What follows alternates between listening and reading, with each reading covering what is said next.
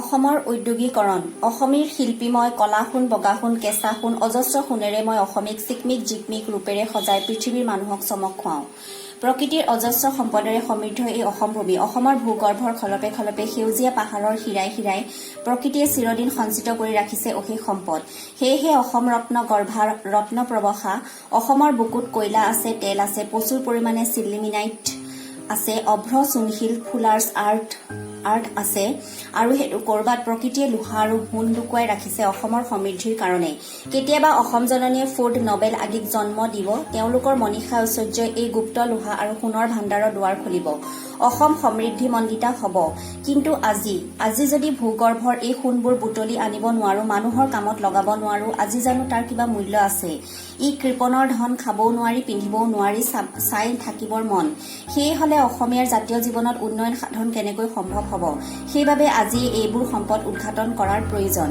বৰ্তমান জগতত উদ্যোগৰ প্ৰসাৰতা বাঢ়িছে, কুটিৰ শিল্পই দেশৰ চাহিদা পূৰণ কৰিব নোৱাৰে, সেইবাবে উদ্যোগৰ আৱশ্যকতা অনস্বীকাৰ্য। কিন্তু অসমত এই 20 শতিকাৰ শেষ ভাগতো বৃহৎ উদ্যোগ গঢ়ি উঠা নাই। তাৰ মূল কাৰণ আৱশ্যকীয় কেঁচামাল নহয়। অসমত কেঁচামালৰ অভাৱ হোৱা নাই, অভাৱ হৈছে কেন্দ্ৰীয় চৰকাৰৰ মনোযোগৰ আৰু ইচ্ছাৰ। কেন্দ্ৰীয় চৰকাৰে অসমক ঔদ্যোগিকৰণৰ ক্ষেত্ৰত যাতায়াত ব্যৱস্থাৰ অসুবিধাৰ দোষাই দিয়ে মাহী আইৰ সাদৰ দেখুৱাই আহিছে। উপযুক্ত পৰিৱেশন ব্যৱস্থাৰ বিনে অসমৰ ঔদ্যোগিকৰণ সম্ভৱ নহয়। তেনেহলে অসমৰ পৰিৱেশন ব্যৱস্থা উন্নত কৰিবৰ কাৰণে যত্ন লোৱা নাই কিয়? অন্ততঃ এই পিছপৰা অঞ্চলটোক দেশৰ বাকী অংশৰ লগত দ্ৰুত আৰু ক্ষীপ্ৰ সংযোগৰ বাবে অসমৰ যাতায়াত ব্যৱস্থা উন্নয়নৰ প্ৰতি গুৰুত্ব সহকাৰে ব্যৱস্থা গ্ৰহণ কৰিব লাগিছিল। গংগা নদীত বহুতো দলং হ'ল, কিন্তু ব্ৰহ্মপুত্ৰৰ বুকুত মাত্ৰ 3খন, এক শৰাইঘাট সেতু, 2 কলিয়াভোমোৰা সেতু আৰু 3 নৰনাৰায়ণ সেতু। চতুৰ্থ সেতুখন কাম চলি আছে। ডিব্ৰুগড়ৰ ওচৰৰ বগীবিলত নিৰ্মীয়মান সেতুখন সোনকালে সমাপ্ত হোৱাৰ কথা। কিন্তু ৰাজ্যখনৰ ঔদ্যোগিক উন্নতিৰ বাবে আৰু কেইখনমান সেতুৰ প্ৰয়োজন। গুৱাহাটী উত্তৰ গুৱাহাটীৰ মাজত এখন পথ দলঙৰ কথা বহুত দিনৰে পৰা চলি আছে যদিও অজ্ঞাত কাৰণত সেইখন আজিলৈকে হৈ উঠা নাই। বটগ্ৰজ ৰেল লাইনৰ বিস্তাৰো আশানুৰূপ হোৱা নাই। মাত্ৰ কেইবছৰমানৰ আগতে বটগ্ৰজ ৰেল লাইন গুৱাহাটীৰ পৰা ডিমাপুৰলৈ সম্প্ৰসাৰণ কৰা হয়। তাৰ পাছত তাক তিনিচুকীয়া ডিব্ৰুগড়লৈ বহলোৱা হয়।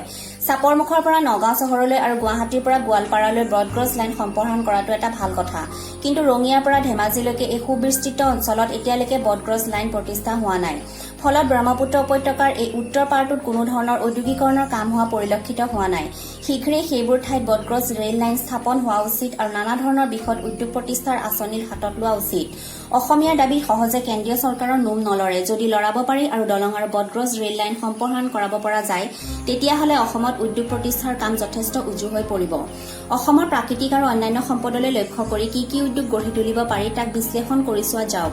প্ৰথমে আমি খাৰুৱা তেলৰ কথাই ধৰো। বিশেষজ্ঞসকলৰ মতে সমগ্ৰ ব্ৰহ্মপুত্ৰ উপত্যকা আৰু ইয়াৰ দাঁতিকাষৰৰ অঞ্চলবোৰত এক বিৰাট তৈলক্ষেত্ৰ আছে। তাৰে মাত্ৰ কেইখনমান ঠাইতহে তেল উৎঘাটন কৰা হৈছে। তাৰ ভিতৰত ডিগবৈ, নাহৰকটীয়া, জলনি, হুগ্ৰীজান, মৰাণ, ৰুদ্ৰসাগৰ, লাকুৱা, গেলেকী আদি উল্লেখযোগ্য। এইকেইখন তৈলক্ষেত্ৰত যি পৰিমাণৰ খাৰুৱা তেল ওলাইছে তাক শোধন কৰিবলৈ কেইবাটাও শোধনাগাৰৰ প্ৰয়োজন। কিন্তু অসমত বৰ্তমানে মাত্ৰ 3টা শোধনাগাৰ আছে। ডিগবৈত, গুৱাহাটীৰ নুনমাটিত, নুমলীগড়ত। ডিগবৈৰ শোধনাগাৰ ইংৰাজ চৰকাৰে পাতি থৈ যোৱা। গতিকে স্বাধীনতাৰ এই কালছোৱাত অসমত মাত্ৰ 2টা শোধনাগাৰ স্থাপিত হৈছে। অৱশ্যে এটা পেট্ৰকেমিকেল প্ৰকল্প বঙাইগাঁৱত স্থাপন হৈছে। আনহাতেদি বিহাৰৰ বাৰাউনীৰ শোধনাগাৰলৈ অসমৰ খাৰুৱা তেলকে নিয়া হৈছে। হয়তো হালদিয়ালৈকো নিয়া হ'ব। অসমৰ সম্পদেৰে অন্য ৰাজ্যে চহকী হ'ব আৰু অসমে তাৰ কোনো লাভাংশ নাপাব। ই কেনেধৰণৰ বিচাৰ বুজা নাযায়। যি প্ৰকাৰে ব্ৰহ্মপুত্ৰত এখনো দলং নথকা দিনতে ডিগবৈত শোধনাগাৰ প্ৰতিষ্ঠা সম্ভৱ হৈছিল, সেই প্ৰকাৰে এই বিশাল তৈল ক্ষেত্ৰত আৰু কেইবাটাও শোধনাগাৰ স্থাপন হ'ব পাৰে। খাৰুৱা তেলৰ পুংবিলাকৰ পৰা প্ৰাকৃতিক গেছো পোৱা যায়। ইও মূল্যৱান সম্পদ। ইয়াক সাধাৰণভাৱে ইন্ধনৰূপে ৰন্ধা-বঢ়াৰ কামত ব্যৱহাৰ কৰা হৈছে যদিও ঔদ্যোগিক ভিত্তিত প্ৰয়োগৰ কোনো প্ৰচেষ্টা চলোৱা হোৱা নাই। অসমত ইতিমধ্যে ঘোষণা হোৱা গেছ ক্ৰেকাৰ প্ৰকল্পটোৰ এতিয়াও কাম হ'বলৈ বহু বাকী। অসমৰ উজনি খণ্ডৰ লিডু, মাৰ্ঘেৰিটা, বৰগোলাই, মাকুম আদি অঞ্চলত প্ৰচুৰ কয়লা পোৱা যায়। কয়লা পৃথিৱীৰ সৰ্বশ্ৰেষ্ঠ খনিজ সম্পদ। ইয়াৰ ব্যৱহাৰ ব্যাপক আৰু গুৰুত্বপূৰ্ণ। ইয়াৰ পৰা আলকাটৰা গেছ, কোক, নেপথালিন, এমোনিয়া, বেনজিন আদি আৰু নানাবিধ ৰং আৰু কৃত্ৰিম দ্ৰব্য উৎপাদন হয়। অসমৰ বুকুত প্ৰচুৰ কয়লা সঞ্চিত হৈ আছে। তাক কেৱল ইন্ধন হিচাপে অসমত উৎপাদন কৰাৰ বাহিৰে এতিয়ালৈকে ইয়াৰ পৰা উৎপাদন হ'বলগীয়া কোনো সম্পদকে আহৰণ কৰাৰ ব্যৱস্থা হোৱা নাই। বিভিন্ন উদ্যোগ গঢ়ি কয়লাৰ বুকুৰ পৰা এই সম্পদবোৰ আহৰণ কৰিব পাৰিলে অসমৰ সম্পদ যথেষ্ট বাঢ়িব আৰু আয় বাঢ়িব। অসমৰ কামৰূপ আৰু গোৱালপাৰা জিলাত প্ৰচুৰ অভ্ৰ আৰু বালিচন্দা আছে। ই তাপ আৰু বিদ্যুতৰ অপৰিবাহক কাৰণে ইয়াক বৈদ্যুতিক দ্ৰব্য নিৰ্মাণ শিল্পসমূহত বিশেষভাৱে ব্যৱহাৰ কৰা হয়। তদুপৰি ৰং, ঔষধ আৰু নানা দ্ৰব্য উৎপাদনত ইয়াক ব্যৱহাৰ কৰা হয়। সেইবাবে অভ্ৰ আহৰণৰ ব্যৱস্থা কৰি তাৰ সহায়ত এইবোৰ গঢ়ি তুলিব পাৰি।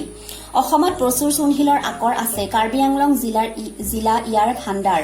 চূণশিল, চিমেণ্ট শিল্পৰ কেঁচা সামগ্ৰী তদুপৰি লো গলোৱাত আৰু চেনি, ৰাসায়নিক আৰু নানাবিধৰ ধাতুৰ উদ্যোগত ইয়াৰ আৱশ্যক। পৰ্যাপ্ত পৰিমাণে চূণশিল থকা বাবে অসমত কেইবাটাও চিমেণ্ট কাৰখানা আৰু অন্যান্য কাৰখানা গঢ়ি তুলিব পাৰি। গোৱালপাৰা আৰু কামৰূপ জিলাৰ মধ্যৱৰ্তী অঞ্চলত ফুলাৰ্ছ আৰ্থৰ আকৰ আছে। এইবিধ খনিজ পদাৰ্থ চাবোন কাৰখানাত বনস্পতি ঘি, নাৰিকল তেল আৰু কেৰাচিন তেল শোধনত ব্যৱহাৰ হয়। ইয়াৰ আহৰণৰ ব্যৱস্থা এতিয়ালৈকে হোৱা নাই। ঔদ্যোগিক ভিত্তিত আহৰণ কৰিব পাৰিলে ইয়াৰ পৰা অসমৰ যথেষ্ট আয় বাঢ়িব। সোণ, লো, তামৰ আকৰো অসমত থকাৰ সম্ভেদ পোৱা বুলি শুনা যায়। কিন্তু এই সম্পৰ্কত চৰকাৰে কিবা ব্যৱস্থা লোৱা বুলি আমি জানিব পৰা নাই। অথচ এইবোৰ সম্পদ আহৰণৰ ব্যৱস্থা হলে বহুতো উদ্যোগ গঢ়ি উঠিব আৰু অসমৰো বিৰাট আয় হ'ব। অসমত বনজ সম্পদ প্ৰচুৰ, সেইবাবে কেইবাটাও কাগজৰ কল গঢ়ি উঠিব পাৰে। বৰ্তমান যোগীঘোপাৰ অশোক কাগজ কলত উৎপাদনৰ কাম চলি আছে। নগাঁও আৰু কাছাৰ জিলাত আৰু দুটা কল স্থাপন হৈছে। কিন্তু দৰং, কাৰ্বি আংলং, শিৱসাগৰ আদি জিলাতো একোটাকৈ কাগজৰ কাৰখানা স্থাপনৰ কাৰণে সম্ভাৰুক্ত জিলাকেইখনত আছে। অসমত বৰ্তমানলৈকে এটা চেনি কল আছে যদিও সেই উদ্যোগ বৰ্তমান মৃত। কিন্তু কুঁহিয়াৰ উৎপাদনলৈ চাই নগাঁও আৰু দৰং জিলাত আৰু দুটা চেনি কলৰ সম্ভাৱনা নুই কৰিব নোৱাৰি। মৰাপাট উৎপাদনতো অসম যথেষ্ট আগবঢ়া, কিন্তু কল স্থাপন হৈছে মাত্ৰ এটা। উৎপাদনলৈ চাই অন্ততঃ আৰু দুটা কল স্থাপন কৰিব পাৰি।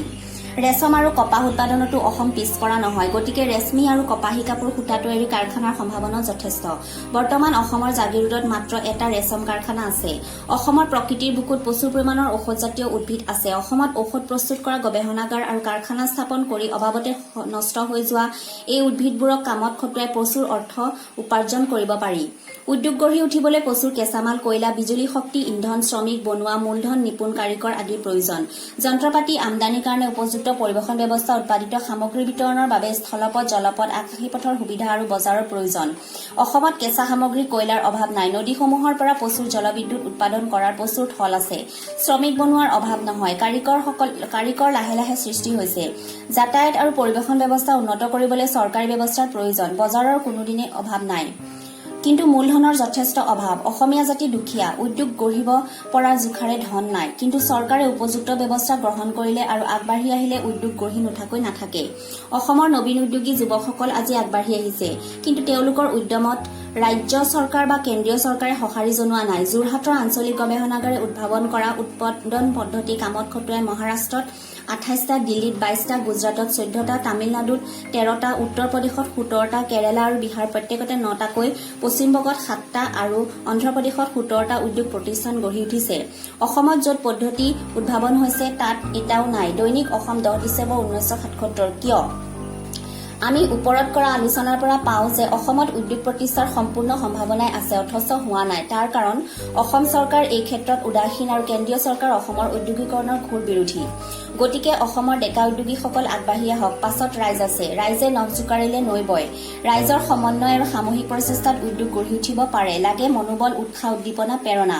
লাচিতে আমাক সেই প্ৰেৰণা, মনোবল দি গৈছে। প্ৰবল ইচ্ছা শক্তিৰ আগত কোনো কাম পৰি থাকিব নোৱাৰে। গতিকে এনেভাৱে ওলাই আহক। দৰকাৰ হলে আকৌ এবাৰ ৰঙা কৰি মৰু লুইতৰে বগা পানী। লক্ষ্য সাধনত দৃঢ়তা থাকিলে ব্যৰ্থতা আহিবই নোৱাৰে। অসমীয়া শিক্ষিত ডেকাসকল ওলাই আহক জননীক পুজিবলৈ। সেয়েহে মাতৃ মন্দিৰৰ পূজাৰ বেদীত বাজক দবা, বাজক শংখ, বাজক মৃদং খোল।